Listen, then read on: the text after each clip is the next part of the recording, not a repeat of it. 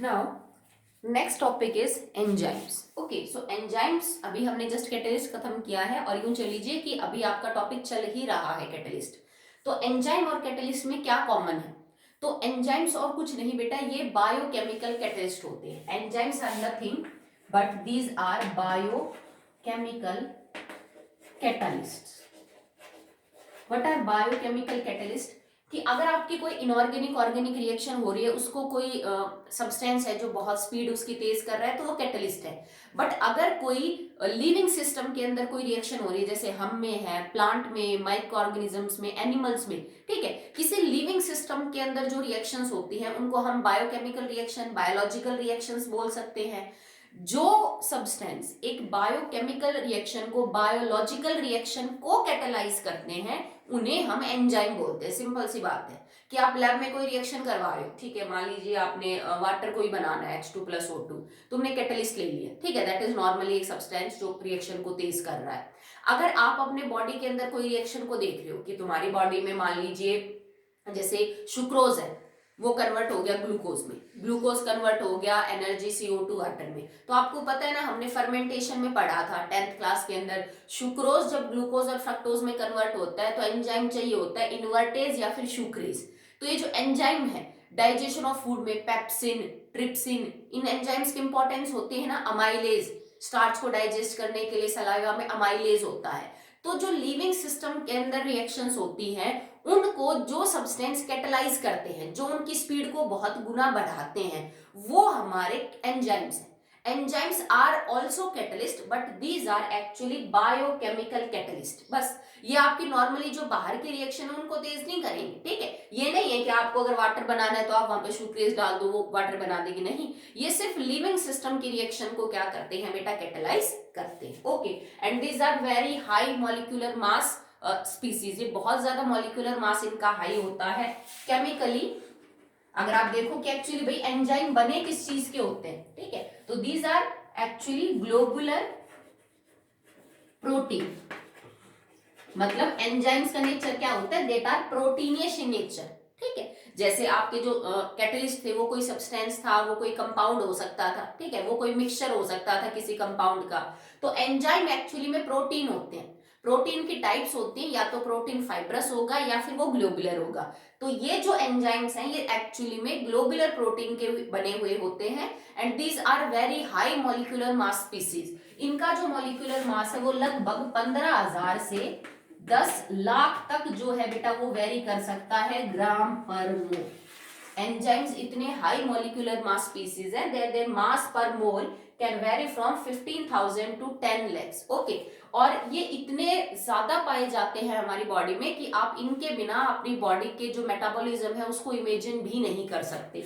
एक single cell के अंदर, वन सिंगल सेल में कंटेन अप टू 3000 एंजाइम्स। एक छोटे से सेल के अंदर उसके प्रॉपर फंक्शनिंग के लिए लगभग 3000 के आसपास एंजाइम होते हैं, और हर एंजाइम अपना अपना काम जो है वो करता है। अगर हमारी बॉडी में ये एंजाइम ना हो ना, तो आप सोच भी नहीं सकते कि आपका जो प्रोसेस है वो कितना ज्यादा ढीला हो जाएगा, कितने ज्यादा स्लो आप हो जाओगे। अगर हमारे स्लाइवा के अंदर अमाइलेज ना हो, जो तो स्टार्च तुम खाओगे वो डाइजेस्ट नहीं होगा, ठीक है। मान लीजिए जो पेप्सिन है, ये लिया आपने, रेनिन है, ट्रिप्सिन है, ठीक है, बाकी भी बहुत सारे एंजाइम पाए जाते हैं। मान लीजिए आपके पास ये है फॉर एग्जांपल माल्टेज है, सुक्रेज है, और यूरेज है, ठीक है। अगर कोई भी एंजाइम आपकी बॉडी के अंदर लैक करता है तो उसकी वजह से आपको बहुत ज्यादा जो है वो नुकसान हो सकता है। उसकी वजह से जितना भी यूं समझ लीजिए कि वो काम कर रहा था वो सारा का सारा इफेक्ट हो जाएगा, और एफिशिएंसी इनकी भी उतनी अच्छी होती है। ये भी एक रिएक्शन को कई ज्यादा गुना स्पीड अप कर सकते हैं। आप सिंपली ये देखिए कि आपको आपका एक टाइम का जो मील है, वन टाइम मील, आप एक टाइम का जो खाना खाते हो उसको प्रॉपरली डाइजेस्ट होने में इट विल टेक 6 आवर, ठीक है भाई, 6 घंटे के आसपास आपका टाइम लगता है, और तब जाके वो आपको उसकी पूरी एनर्जी वगैरह मिल जाती है। जो चीज आपको एब्जॉर्ब करनी थी खाने में से वो मिल जाती है, एनर्जी मिल जाएगी आपको। ये तब है जब तुम्हारी बॉडी में इतने सारे एंजाइम काम करते हैं, तब जाके आपको 6 घंटे लगते हैं एक टाइम का जो खाना पचाने में। अगर यहाँ पे एंजाइम काम ना करे, डाइजेशन ऑफ फूड में अगर बॉडी में एंजाइम एक भी काम ना करे तो आपको एक मील को पचाने में कितने साल लगेंगे? 50 साल। ठीक है, it will take 50 years to digest one single meal if enzymes are not present within our body. तो आप खुद अंदाजा लगा सकते हो कि एंजाइम भी हमारी जो बायोलॉजिकल रिएक्शंस है उनको किस हद तक जो है वो स्पीड अप करते हैं। ठीक है, तो इस टॉपिक पे क्वेश्चन कैसे बन के आएंगे, आपको कोई रिएक्शन दे दी जाएगी और उसमें ये पूछेंगे बेटा कि इस रिएक्शन को जो एंजाइम कैटालाइज कर रहा है उसका नाम बताइए। बेटा ये भी सेलेक्टिव होते हैं, ये भी स्पेसिफिक होते हैं और इनकी भी एक्टिविटी बहुत अच्छी है। इसमें भी आपको यूं याद कर रहा है, एक जैसे दिखने वाले जो रिएक्टेंट है उनके लिए सेम एंजाइम यूज नहीं करेंगे हम। हर रिएक्शन के लिए आपको एंजाइम जो होगा वो क्या होगा बेटा? स्पेसिफिक होगा। तो आपको एंजाइम से क्वेश्चन पूछेगा कि इस रिएक्शन में एंजाइम का क्या नाम है, या फिर आपसे कोई रिएक्शन का नाम दे देंगे कि हमें इसको इसमें कन्वर्ट करना है, बताओ 4 ऑप्शन है, इनमें से कौन सा एंजाइम यूज करेंगे। तो ये बिल्कुल कैटलिस्ट ही है, वही काम करते हैं, सिर्फ बायोलॉजिकल रिएक्शंस को कैटलाइज करते हैं और कुछ नहीं। ठीक है, तो चलिए कुछ इंपॉर्टेंट रिएक्शंस देखते हैं और उनके अंदर यूज होने वाले कुछ इंपॉर्टेंट एंजाइम्स। तो स्टार्ट करते हैं वो जो आपने पढ़ रखा है। Number 1 sucrose. अगर हम इसको वाटर दें, मतलब reaction is hydrolysis of sucrose, this is sucrose. तो हाइड्रोलिसिस ऑफ सुक्रोज करने के लिए आपको एक एंजाइम की जरूरत होती है जो फर्मेंटेशन के अंदर मोलेसिस से जब हमने बनाया था इथाइल अल्कोहल को, तो हमें यीस्ट ने प्रोवाइड किया था। तो हमने वहां पे यीस्ट डाला इसीलिए था ताकि वो हमें 2 एंजाइम दे सके। तो ये किस एंजाइम की प्रेजेंस में रिएक्शन होती है? Sucrase. This is sucrose, this is sucrase. और इसी का दूसरा नाम होता है, और करके लिख लीजिए, इनवर्टेज। ठीक है, इनवर्टेज बोल दो या सुक्रेज बोल दो, जब तक ये एंजाइम नहीं होगा तब तक ये रिएक्शन नहीं होगी। और बनेगा क्या? C6H12O6 plus C6H12O6। This is fructose and this is glucose. तो सुक्रोज का जब हम हाइड्रोलिसिस करते हैं और वो फाइनली कन्वर्ट होता है ग्लूकोज और फ्रक्टोज के अंदर, तो ये रिएक्शन हमेशा सुक्रेज या इनवर्टेज एंजाइम की प्रेजेंस में होगी। इसके अलावा और कोई दूसरा एंजाइम इस रिएक्शन को कैटालाइज नहीं कर सकता है। अब ये कब होता है? मान लीजिए तुमने कोई फल खाया, तो सुक्रोज नॉर्मली जो है फल वगैरह के अंदर फ्रक्टोज मिलता है। आपने गन्ने का जो रस है वो आपने पिया, आपने कोई मीठी चीज खाई, मिठाई खाई, खीर खाई, उसमें चीनी है, तो भाई जब तुमने वो चीज ली खाने की जिसमें चीनी थी या सुक्रोज था, वो तुम्हारी बॉडी में गया। सुक्रेज एंड पानी होता ही है हमारी बॉडी में, सुक्रेज एंजाइम के प्रेजेंस में वो कन्वर्ट हो गया ग्लूकोज और फ्रक्टोज में, and finally it is the glucose जिससे हमें एनर्जी मिलती है। ठीक है, सेकेंड देखिए, C12H22O11। The molecular formula is same but the compound is different. It is maltose. ये मैंने किसका लिखा है? माल्टोस। ठीक है, इसका भी हमने हाइड्रोलिसिस कर दिया। ये किसकी प्रेजेंस में होगा? Enzyme maltase. ठीक है, तो अगर आप माल्टोस जिसका मॉलिक्यूलर फॉर्मूला सेम होता है बट बेटा इनका जो स्ट्रक्चर है ना वो अलग अलग होता है। तो माल्टोस आपको जब हाइड्रोलिसिस करेंगे तो 2 मॉलिक्यूल देगा, किसके? ग्लूकोज के। आप यहां लिख सकते हो 26C6H12O6 and these 2 molecules are of glucose, maltose के केस में। ठीक है, नेक्स्ट अगर हम बात करें, और ये माल्टेज एंजाइम है, O और A का ही फर्क है, इसका ऐसा कोई दूसरा नाम नहीं है। थर्ड हम दोबारा लिखते हैं C12H22O11 प्लस H2O। ठीक है, अब ये जो कंपाउंड है दिस इज लैक्टोज, जो दूध के अंदर होता है, लैक्टोज। ठीक है, लैक्टोज को मिल्क शुगर भी बोलते हैं, वो चीनी जो दूध में पाई जाती है। तो दूध में जो हल्की सी मिठास होती है वो किसकी वजह से होती है? लैक्टोज की वजह से। हर मीठी चीज का मतलब चीनी नहीं होती है बेटा। जैसे जो फल मीठे होते हैं, अंगूर है, मान लीजिए आपने पपीता खाया, आपने आम खाया, वो जो मीठे होते हैं वो जनरली फ्रक्टोज या ग्लूकोज की वजह से मीठे होते हैं। ठीक है, तो जरूरी नहीं कि हर मीठी चीज का मतलब चीनी या सुक्रोज हो, कई सारे कार्बोहाइड्रेट्स होते हैं जिनका स्वीट टेस्ट होता है। ठीक है, तो लैक्टोज को जब हम हाइड्रोलिसिस करेंगे तो enzyme that will be lactase, और ये किस में कन्वर्ट होता है? 1C6H12O6 and 1C6H12O6। 1 molecule is of glucose, एक मॉलिक्यूल ग्लूकोज का है और एक मॉलिक्यूल आपको मिलेगा गैलेक्टोज। अब देखो, ग्लूकोज का, गैलेक्टोज का और फ्रक्टोज का सबका मॉलिक्यूलर फॉर्मूला सेम है but the compound are quite different. इनके अंदर जो फंक्शनल ग्रुप है, जो पोजीशन ऑफ एटम है, वो बदलती है, बाकी इनका मॉलिक्यूलर फॉर्मूला क्या है, सेम। तो एक जैसे दिखने वाली रिएक्शंस के लिए एक जैसे एंजाइम हम यूज नहीं करेंगे। तो ये कौन सी प्रॉपर्टी समझा रहा है आपको एंजाइम की, दैट इज सेलेक्टिविटी, कि एंजाइम इज वेरी सेलेक्टिव। एक जैसे रिएक्शंस के लिए आप सेम चीज यूज नहीं करेंगे। जो हर एंजाइम है रिएक्शन के लिए क्या होगा बेटा, आपका स्पेसिफिक होगा। ठीक है, नेक्स्ट देखिए। अब एक रिएक्शन थी C6H12O6 and it will convert into CO2 and H2। हम जब ग्लूकोज को रखते हैं इन द प्रेजेंस ऑफ एंजाइम जाइमेज, जो भी हमें यीस्ट से मिला था फर्मेंटेशन के केस में, तो it will convert into finally carbon dioxide and water. ठीक है, कि 1 minute sorry, into ethanol, CO2 and H2O। तो जब हमने ग्लूकोज को जाइमेज एंजाइम की प्रेजेंस में रखा तो इसने हमें इथाइल अल्कोहल, CO2 और वाटर बाहर दिया। ठीक है, और ये रिएक्शन होती है in the presence of enzyme जाइमेज। ठीक है, तो इस रिएक्शन को करने के लिए कौन सा एंजाइम चाहिए, दैट इज जाइमेज। तो ये सारी रिएक्शन इंपॉर्टेंट है बेटा, सबके ऊपर क्वेश्चन पूछे जाते हैं। ठीक है, सुक्रेज, माल्टेज, लैक्टेज एंड जाइमेज। अभी 2-4 और रिएक्शन है, उनको और कर लेते हैं।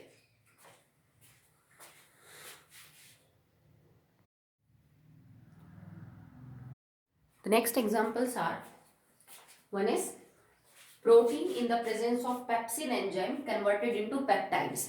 तो देखो प्रोटीन्स क्या होते हैं, आपने सुना है नाम।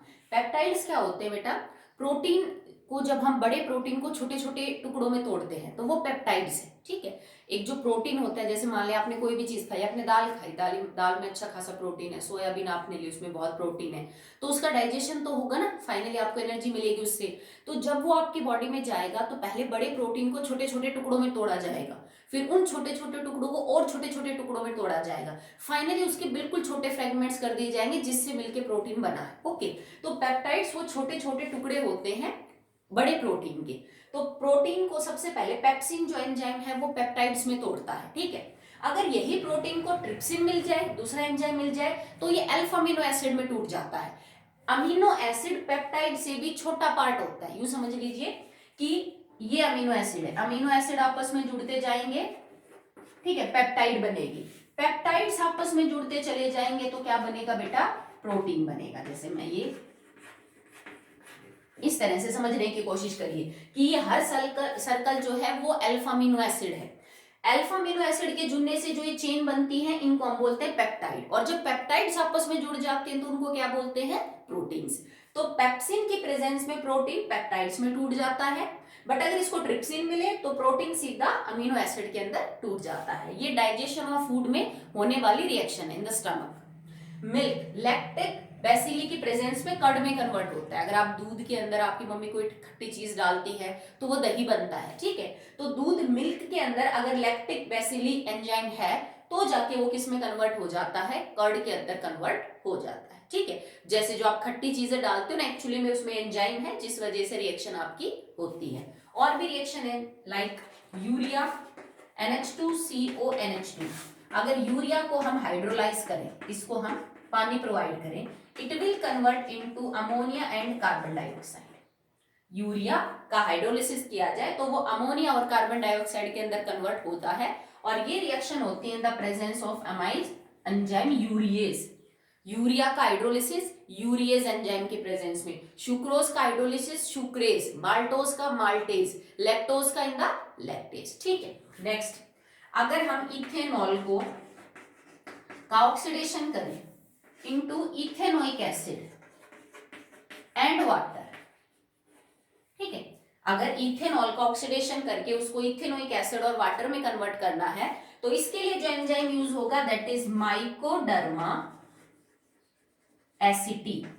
This is known as mycoderma aceti. It is used for the conversion of ethyl alcohol to ethanol. ठीक है, एक और एग्जांपल है स्टार्च। अगर हमें स्टार्च को, ठीक है, कन्वर्ट करना है इनटू माल्टोज। ठीक है, तो स्टार्च को अगर आपको माल्टोज में कन्वर्ट करना है तो एंजाइम यूज करते हैं डायस्टेज। ओके, स्टार्च जो है एक्चुअली में एक पॉलीमर होता है बेटा, किसका, ग्लूकोज का।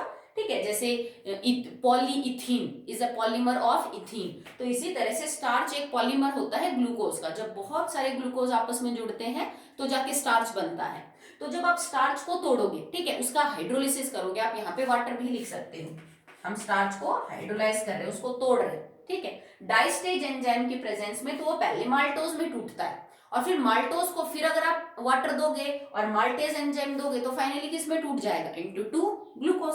ठीक है, चलिए इस रिएक्शन को देखिए, ये लास्ट केस है आपका एग्जांपल्स ऑफ एंजाइम में, फिर आगे का हम कल करेंगे। Starch is a polymer of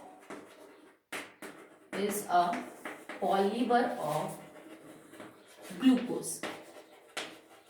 you सुन लीजिए कि जैसे आपके पास पहले ग्लूकोज का मॉलिक्यूल, दूसरा ग्लूकोज का मॉलिक्यूल, तीसरा ग्लूकोज का मॉलिक्यूल, चौथा ग्लूकोज का मॉलिक्यूल, इन दोनों ग्लूकोज के मॉलिक्यूल में से एक वाटर मॉलिक्यूल का लॉस हुआ, ये आपस में जुड़ गए, फिर इन दोनों में से एक वाटर मॉलिक्यूल का लॉस हुआ, ये जुड़ गए, फिर इन दोनों में से एक का लॉस हुआ, ये जुड़ गए, और यूं जुड़ते जुड़ते जो लंबी सी चेन बनेगी, मैं हर ग्लूकोज यूनिट को एक मान लीजिए अगर सर्कल से रिप्रेजेंट करूं तो ये जो ऐसी चेन बनेगी, this is known as starch. ठीक है, स्टार्च है। इसका मॉलिक्यूलर फॉर्मूला क्या हो जाएगा स्टार्च का, C6H10O5, वैलेंसी खाली और यहाँ मैंने N लगा।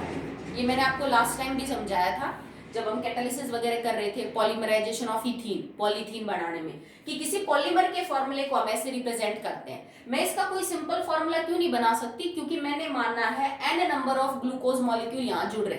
अब देखो ग्लूकोज का फॉर्मूला C6H12O6, अगर स्टार्च बनते वक्त हर ग्लूकोज अपना एक एक वाटर मॉलिक्यूल लॉस कर रहा है, एक साइड से H आएगा, एक साइड से OH, H आएगा OH, तो मतलब हर ग्लूकोज के मॉलिक्यूल में से 1 वाटर मॉलिक्यूल का लॉस होगा। इसमें से तुम एक H2O कम कर दो तो ये बन गया ना C6H, 12 में से 2 घटाए 10, ऑक्सीजन 5। तो मतलब जो चीज बार बार रिपीट हो रही है वो तो C6H10O5 है, क्योंकि ग्लूकोज में से तो H2O बाहर जा रहा है। तो ये जो डॉट है ना, एक्चुअली में ये हर यूनिट क्या है, C6H10O5, तो मैंने इसके बाहर N लगा दिया कि भाई N नंबर ऑफ यूनिट है, तो ये हमारा स्टार्च है। जब तुम इसको वाटर दोगे, कितने मॉलिक्यूल, N मॉलिक्यूल, क्योंकि तुमने ये बनाया ही कब है, जब हर ग्लूकोज में से पानी बाहर निकाला।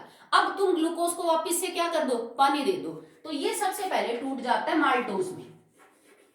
ठीक है, अब माल्टोज को फिर आप वाटर दे दो और माल्टेज एंजाइम रख दो, तो फाइनली किसमें टूट जाएगा, इनटू ग्लूकोज। कितने, 2 मॉलिक्यूल्स ऑफ ग्लूकोज, बिकॉज एक माल्टोज का मॉलिक्यूल 2 मॉलिक्यूल ऑफ ग्लूकोज में कन्वर्ट होता है। तो देखो ग्लूकोज का तो पॉलीमर था क्या, स्टार्च, और आप स्टार्च को तोड़ते चले गए एंजाइम की प्रेजेंस में, तो आपको फाइनल प्रोडक्ट क्या मिलेगा, ग्लूकोज ही मिलेगा। तो मान लीजिए जैसे तुमने चावल खाया, पोटैटो खाया, उसमें स्टार्च है, तो हमारी बॉडी के अंदर वो रिएक्शन जाके कैसे होगी, पहले उसका स्टार्च पानी के कांटेक्ट में आके इन the presence of enzyme diastase किसमें कन्वर्ट होगा, माल्टोज में, फिर माल्टोज पानी के कांटेक्ट में आएगा, माल्टेज एंजाइम मिलेगा, फाइनली किसमें कन्वर्ट होगा, ग्लूकोज में, और ग्लूकोज से आपको क्या मिल जाएगी, एनर्जी मिल जाएगी। तो हर चीज का फाइनली कन्वर्जन किसमें हो रहा है, ग्लूकोज में, और ग्लूकोज से आपको क्या मिलती है बेटा, एनर्जी। ठीक है, तो अब तक हमने सब कंप्लीट किए हैं एग्जांपल्स ऑफ एंजाइम्स, कुछ स्पेसिफिक यूं समझ लीजिए कि रिएक्शन है जो हमारी बॉडी के अंदर होती है, जिनकी इंपॉर्टेंस है, उनके लिए कौन कौन से एंजाइम यूज होते हैं हमने ये किया। आप इनको याद कर लीजिएगा और फिर कॉपी में लिख लीजिए। That's all for the day.